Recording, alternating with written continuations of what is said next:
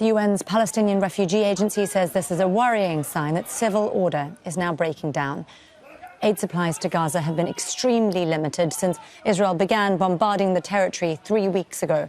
Only several aid trucks have been allowed in a day during the past week, compared to hundreds before the war started. We need fresh water, we need food, we're starving. This is totally unfair. Our children can't sleep from hunger and thirst. We need to provide food and water for them. We have no flour, no aid, no water, not even toilets. Our houses were destroyed. No one cares about us. We appeal to the people of the world. All international powers are against us. We needed aid, and we wouldn't have done this if we weren't in need.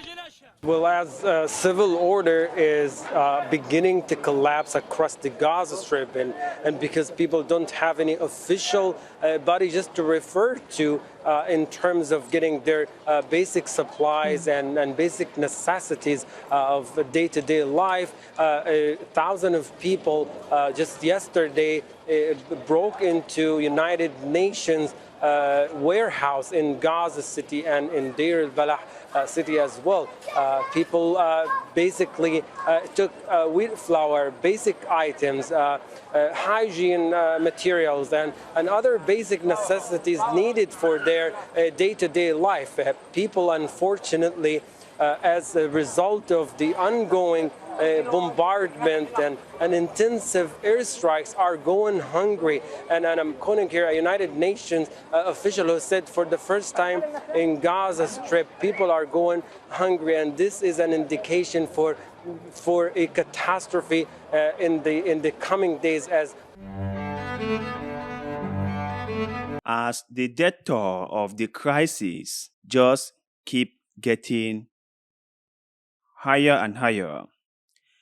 I want us to go through this article to really understand what is going on. And even before we get to that, I just want to extend my heartfelt condolences to the families who have lost loved ones in this ongoing conflict between Israel/Hamas/Palestine.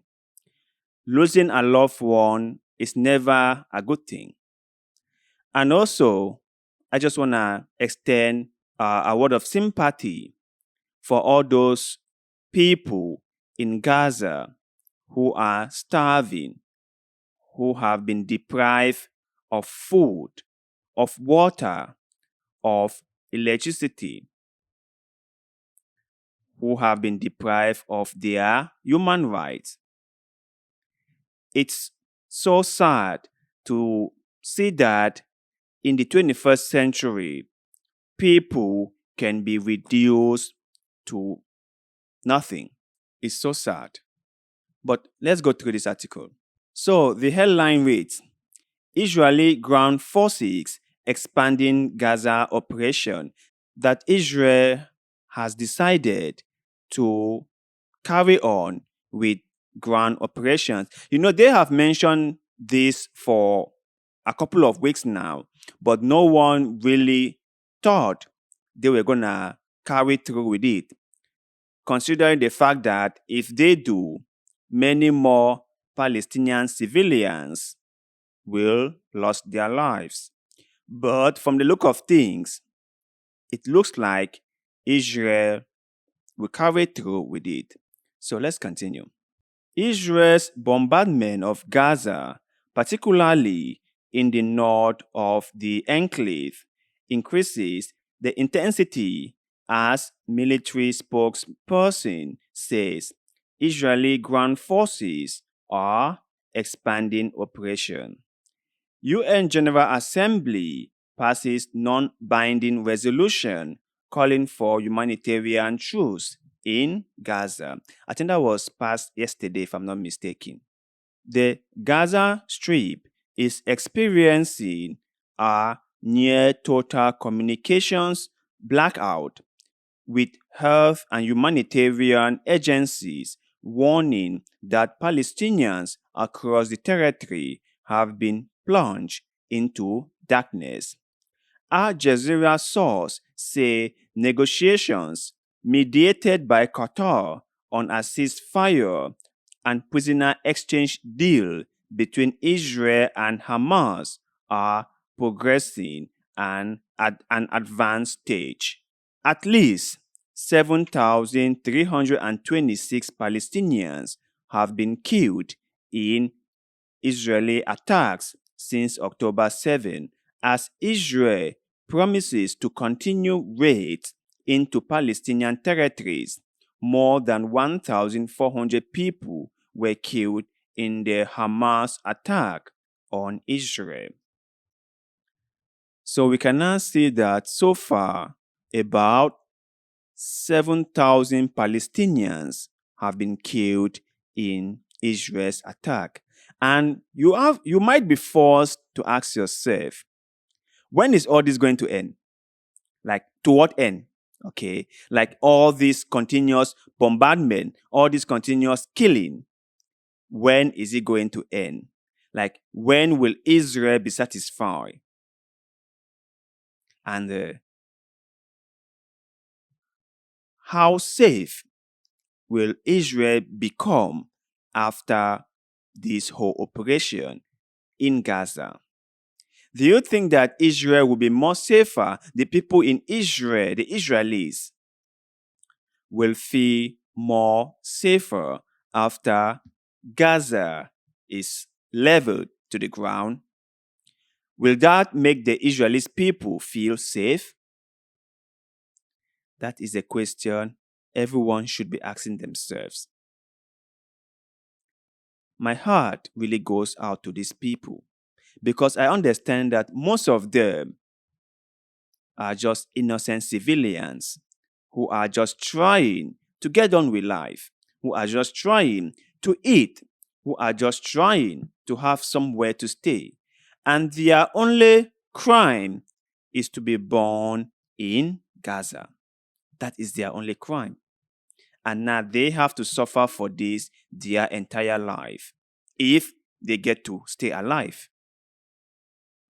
I saw videos on TikTok that I cannot share on YouTube because of censorship. You see little children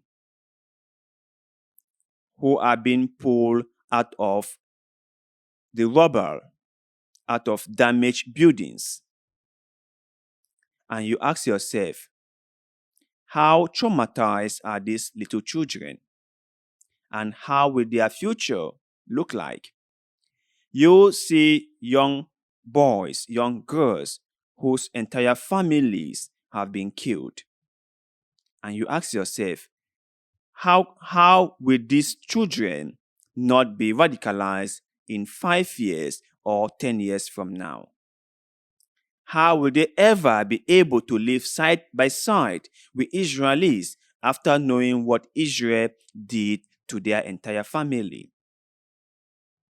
Now, some of you might say, all this is happening because Hamas carry out the atrocities in Israel. And this is as a result of the atrocities that Hamas did. And now the people in Gaza are facing the consequences. That is true. That is true. But you must also ask yourself, what prompted Hamas into carrying out these horrific atrocities? What prompted them? Is the 7th of October the beginning of the crisis between Hamas/Palestine/Israel? Did everything just started on the 7th of October? Isn't there a far more longer history between these two peoples than that of the 7th of October? These are the questions we must all ask ourselves so that we can begin to understand how deep this whole issue goes.